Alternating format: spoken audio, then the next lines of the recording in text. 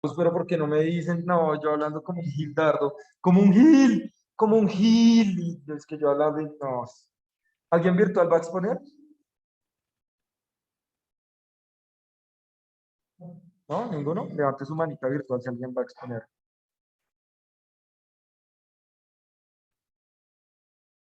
Listo. Solo una compañerita va a exponer esta evidencia. Pregunta, antes de... eh, ¿Alguien sí vio el video que subí la semana pasada de la asignación de la tarea? ¿Sí? Y entonces, entonces, ahí se dice claramente, bueno, tuvimos un gran problema, obviamente, y fue que la clase del martes pues la perdimos por el festivo, ¿sí, no? Por el grito de independencia, 1811. Y eso nos quitó una clase, pero ponía que mis estudiantes eran repilos, así como los de décimo que expusieron casi todos, y iban a exponer ustedes, pero no pasó. ¿Listo? ¿Prefieres exponer esta clase o la otra?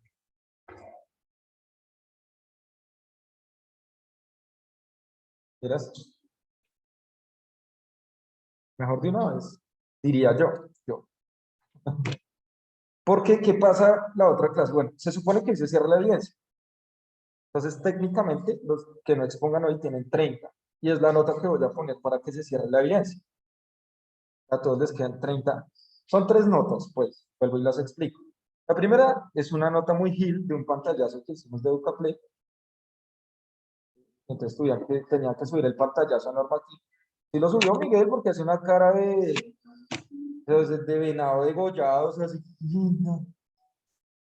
Esa es la primera, una nota re breve. La segunda es que ustedes envíen la exposición a la plataforma de NormaClick, a la asignación de tarea. Hay plazo de enviarla hasta mañana a las 11:59 de la noche. Ya te doy la palabra, Luis.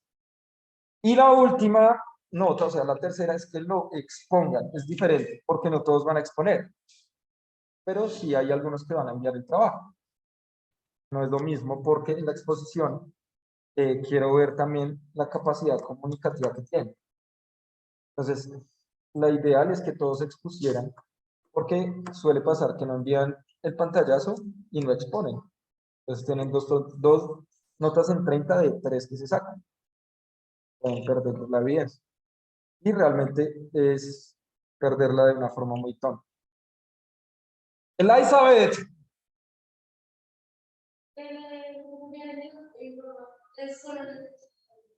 Sí, no, solo las diapositivas. Y esas mismas las expones acá. Poner es capacidad. En una se valora la capacidad de construcción de un trabajo, y la otra se valora la capacidad de expresión comunicativa oral. ¿Sí? Listo. Entonces, ¿tienes el trabajo allí? ¿O lo tienes en normativo?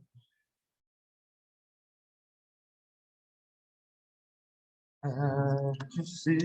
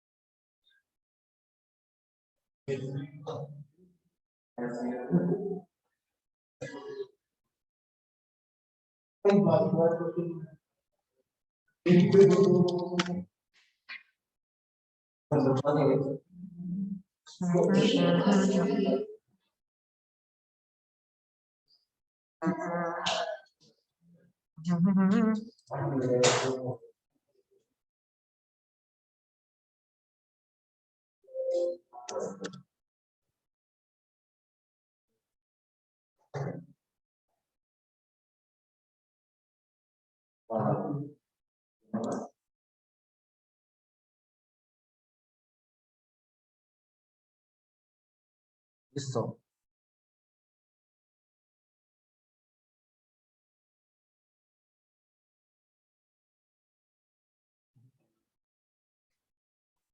Vamos a escuchar la presentación de la compañera.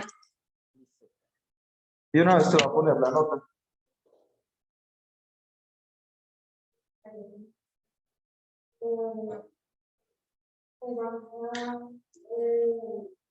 Os voy a presentar un poco de lo que me hace. Las interacciones biológicas significan que nosotros estamos relacionados, recibimos estímulos y pues los estamos acá y pues ampliar las a todos ustedes. Podemos dar diferentes estímulos, con bueno, esas necesidades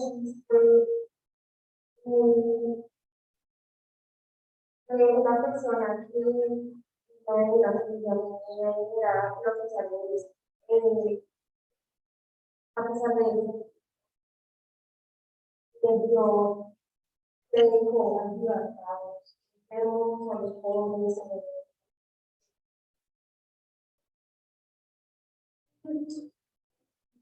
tengo siempre a vivir en la naturaleza y así sí, allí. Entonces, como pudo haber surgido la ciencia todos los días, que mediante observar todo lo que pasa alrededor, no hay ningún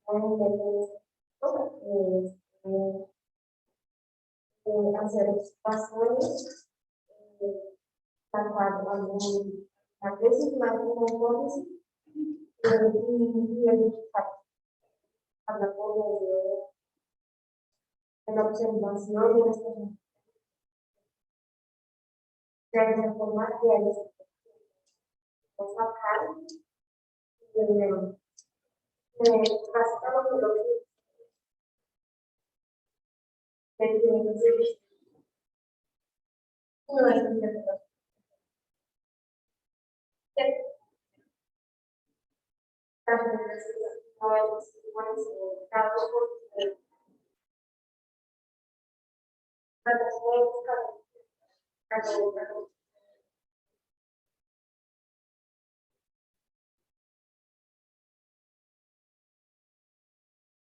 Bueno, de las condiciones sociales, pero tanto impacto ambiental como impactos sociales, y porque hace parte de la evolución, porque lo que nosotros no podemos de manera social o ambiental, todo eso. Tuvo mucho impacto social porque bueno, trabajo intensivo en desinfección, accesibilidad con trabajadores sociales y pues por eso es concentrado en las ciudades, había situaciones de seguridad. Por eso había accesibilidad.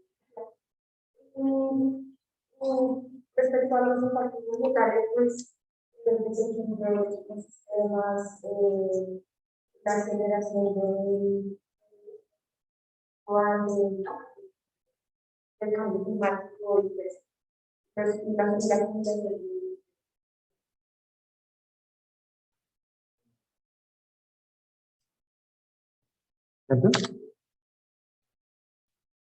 bueno, y acá porque la clase está pero nosotros estamos ubicados en una zona tan cerca al sur y también como lo obvio para un planeta.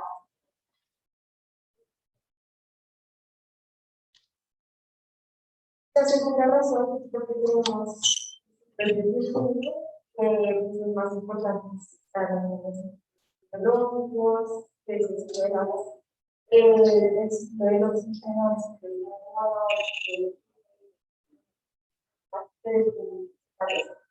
cuando hay que podamos vivir. Bueno, en el perfil de armadero también es muy beneficioso para nosotros porque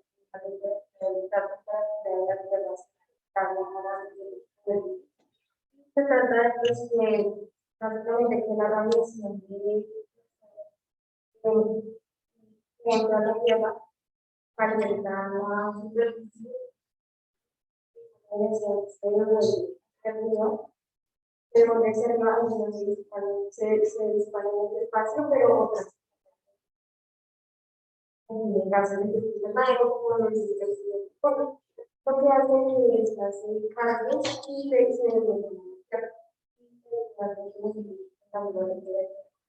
problema es que nosotros nos hicimos demasiado de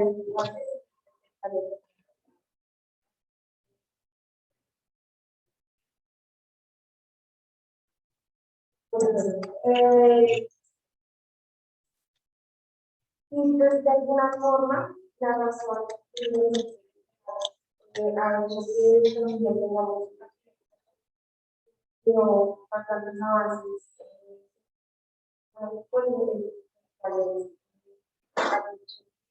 nosotros, por ejemplo, tengamos cantidad de enfermedades y pues básicamente por eso hemos podido tener todo podamos pues como cualquier otro animal tenemos que hacer nosotros los animales digamos como para la comida o pero pues no de alguna forma a veces hacer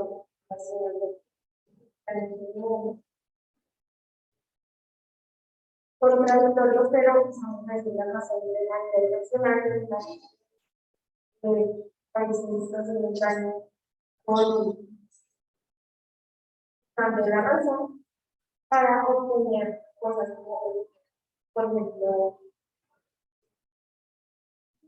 y pues buscamos siempre como el camino más económico, no tanta contaminación, pues algo de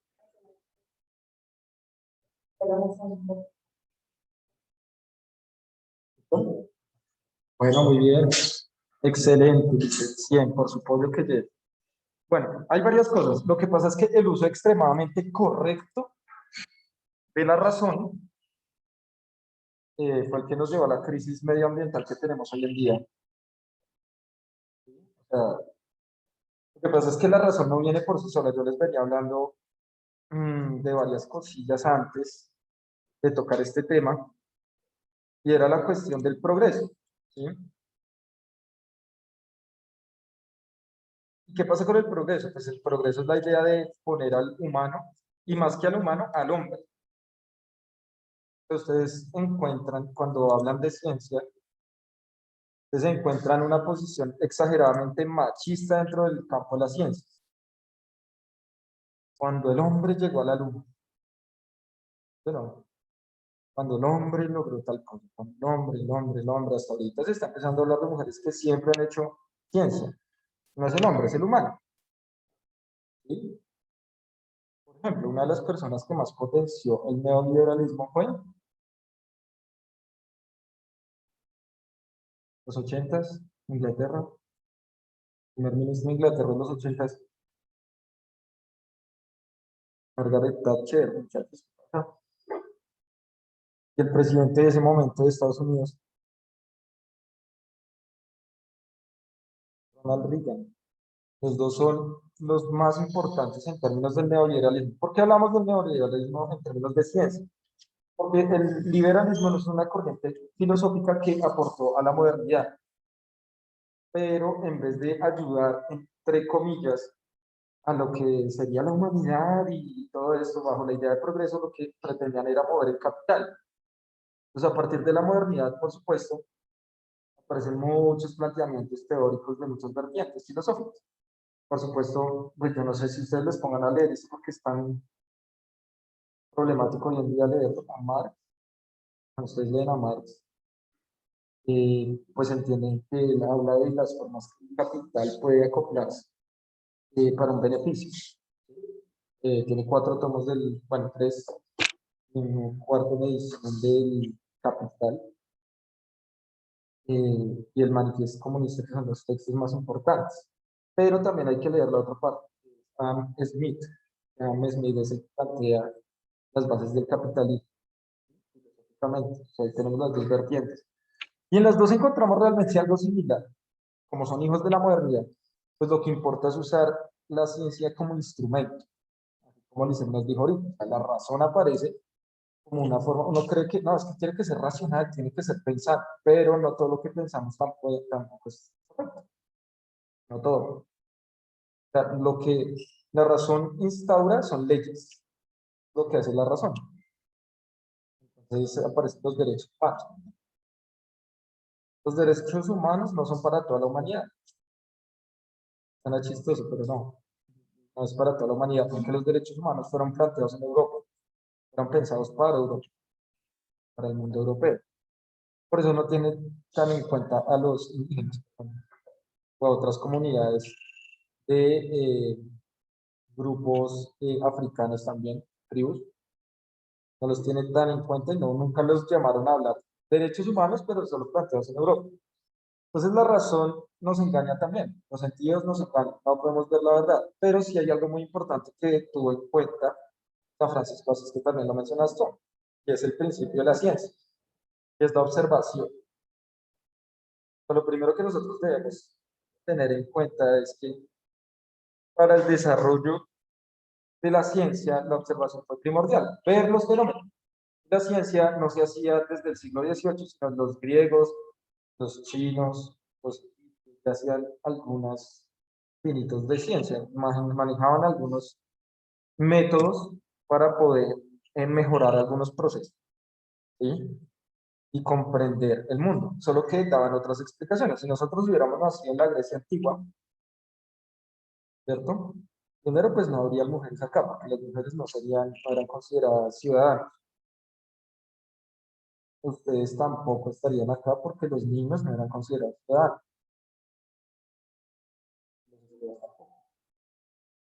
Era una sociedad con esclavos. La pregunta es, ¿por qué Grecia, teniendo esclavos y rechazando a las mujeres y a los niños como ciudadanos, se considera la primera democracia?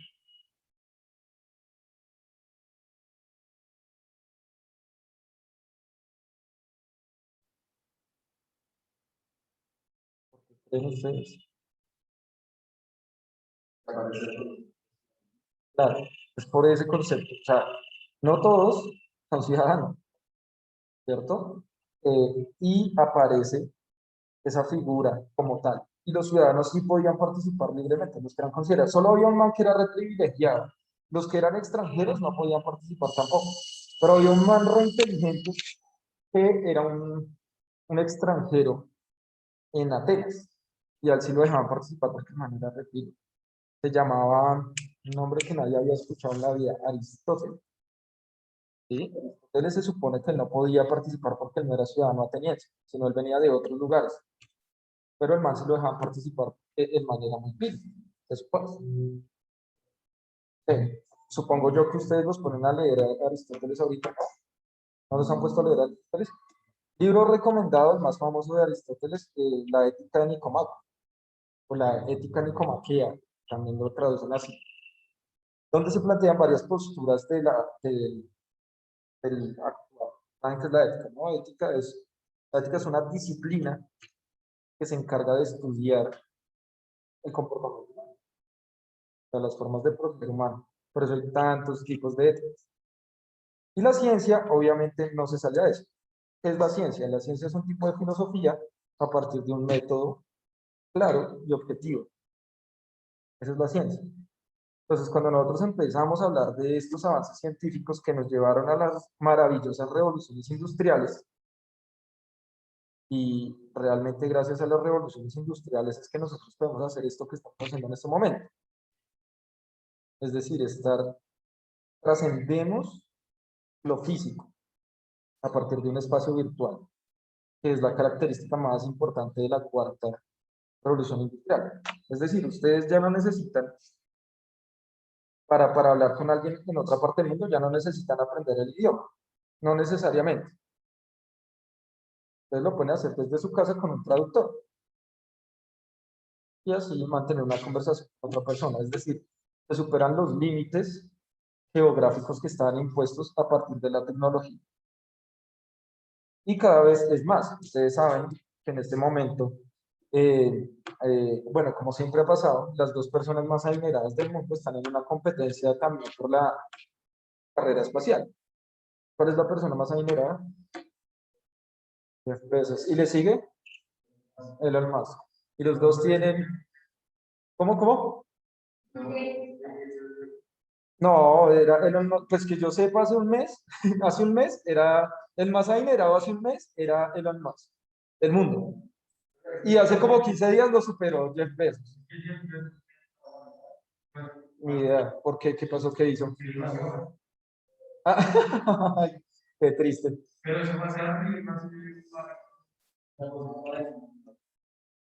Y no hizo nada. Ese es como raro,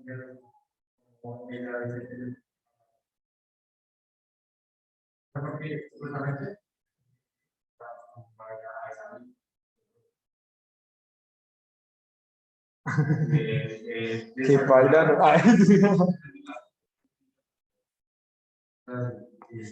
pues claro, tiene que mantener, no sé qué, pero algo tendrá que mantener. Bueno, diga, no importa. Eh, Después buscamos el ranking del más adinerado. La cuestión es que eh, ellos emplean la ciencia como fines de mantener un emporio económicamente. A quien más se le nota, obviamente, es a Elon Musk. Elon Musk es un man que utiliza la ciencia como una forma de producción del capital. Por eso tiene tantas empresas tan exitosas. Recuerden que él fue uno de los creadores de PayPal, que ahí fue donde empezó a ganar. Pero después crea empresas mucho más importantes en términos de la ciencia, como Tesla, los automóviles Tesla. ¿Alguien no conoce Tesla? ¿Todos lo conocen? ¿Todos saben qué es Tesla? Pues es para mostrar un carrito de esos baratos, de esos para gente pobre, ¿no? El último que le rompieron el vidrio, lo horrible. Es que es irrompible y le tiraron, lo rompe. Para los que no sepan, ¿no? Tesla lo que pretende, esta es una de las empresas más importantes de Elon Musk, todos los carros son eléctricos. En muchos lugares de Europa y de Estados Unidos ya hay estaciones de servicio eléctricas. Acá en Colombia solo hay algunas en Bogotá y algunas en Medellín. En el resto del país no hay. Por ejemplo, ustedes se han visto el Twingo ese eléctrico, chiquitico, ¿cómo se llama eso? Sí, algo así. Sí. Ese carrito es muy difícil que ustedes lo vean en carretera. Es muy difícil que lo vean en carretera porque en carretera, no es porque no pueda el carrito puede viajar en carretera. Sí, sí puede. El problema es que el país no tiene la infraestructura eléctrica para que, pues si se descarga entonces, que no se descargó por ahí en un pueblo, pues ya ahí ni modo, o sea, prácticamente se quedó varado. ¿Sí? Entonces, pues obviamente a Colombia le falta mucho porque depende demasiado pues de la industria petrolera, de la extracción del petróleo. Recuerden que Colombia es un país que tiene muy buenos abastecimientos de petróleo, pero el petróleo que hay en Colombia no es de Colombia, sino es de otras multinacionales. Bueno, ya después veremos ese problema. Entonces, miren que esto que plantea Elon Musk es forma de cómo él se plantea el futuro, según él, ¿no?